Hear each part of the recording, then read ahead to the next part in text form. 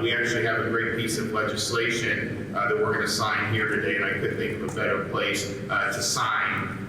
Today, I am signing HB 395, which will officially designate November 7th as Victims of Communism Day to honor the more than 100 million people who have fallen victim to communist regimes across the world.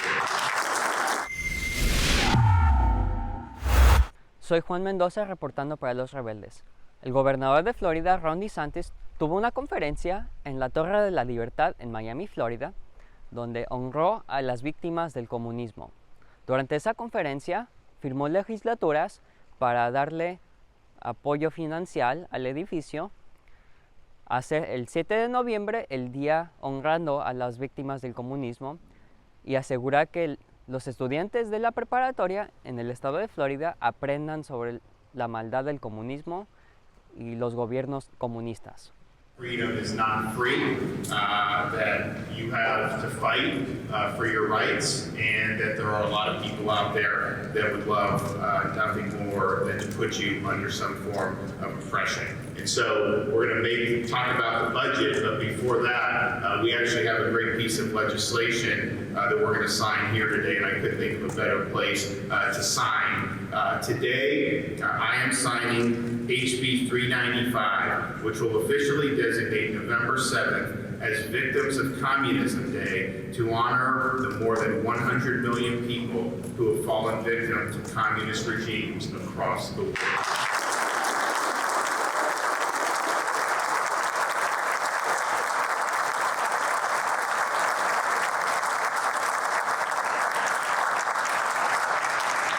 Make sure that every year folks in Florida, but particularly our students, will learn about the evils of communism, the dictators that have led communist regimes, and the hundreds of millions of individuals who suffered and continue to suffer under the weight of this discredited ideology.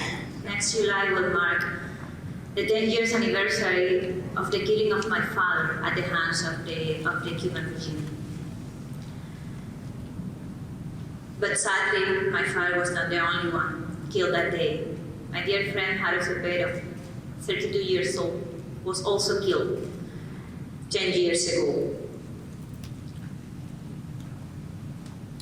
As thousands of Cubans before them during these 6 decades.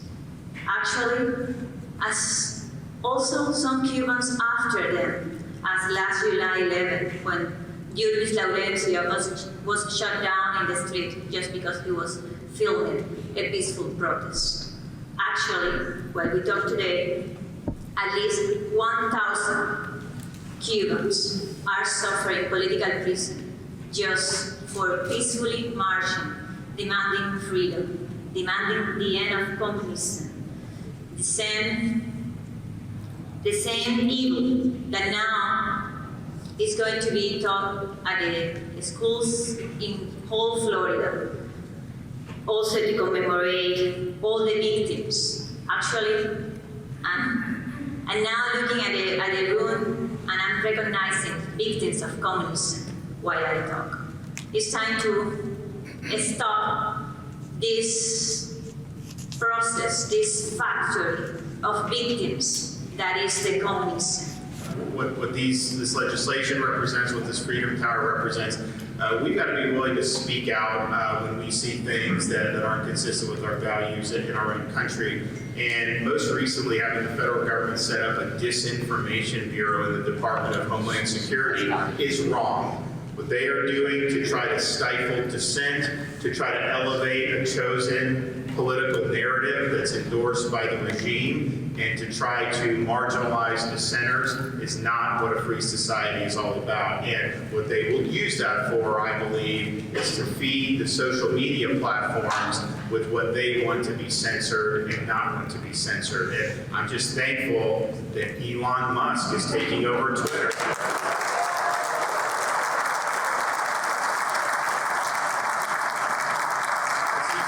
He's going to open it up. And when he first did the offer, the board tried to fend it off because I think it was a great offer financially.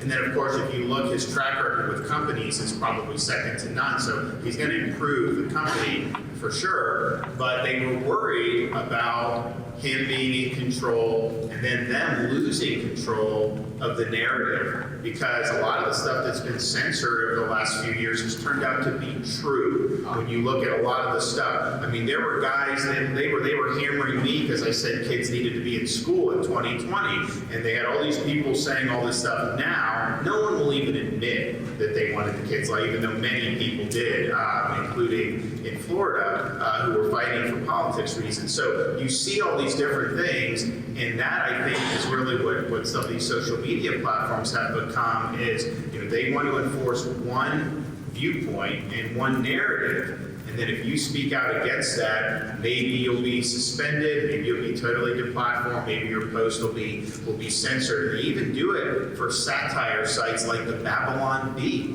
And that's one of the reasons why I think Musk was interested in doing the Twitter. So the opposition to what he was trying to do was not rooted in business judgment. It wasn't an economic objection.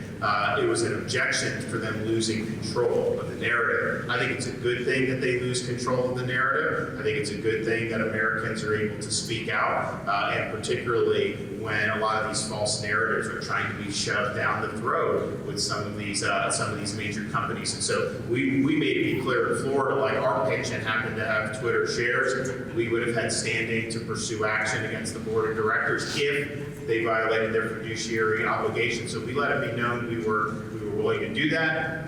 The board of administration sent all the board of directors for Twitter a letter, and I think that they realized, oh, I just floored a lot of people were watching this, and so being able to accept it and go forward was the right business judgment to make. I think our pension fund's going to make like $15 million out of that transaction, which is positive for our pensioners.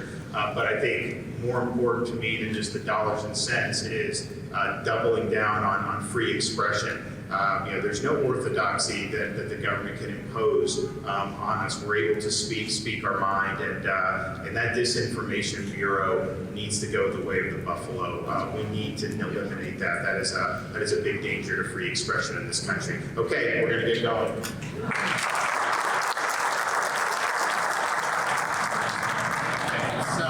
Oh yeah, of course. All right, so this is the victims of communism.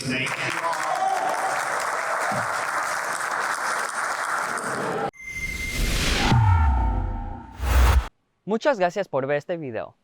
Nuestro periodismo es posible porque ustedes, la audiencia, donan dinero para ayudarnos a expandir y traerles historias como estas. Si quieren ayudarnos para expandir y traer más historias como estas, pueden ir a losrebeldes.com.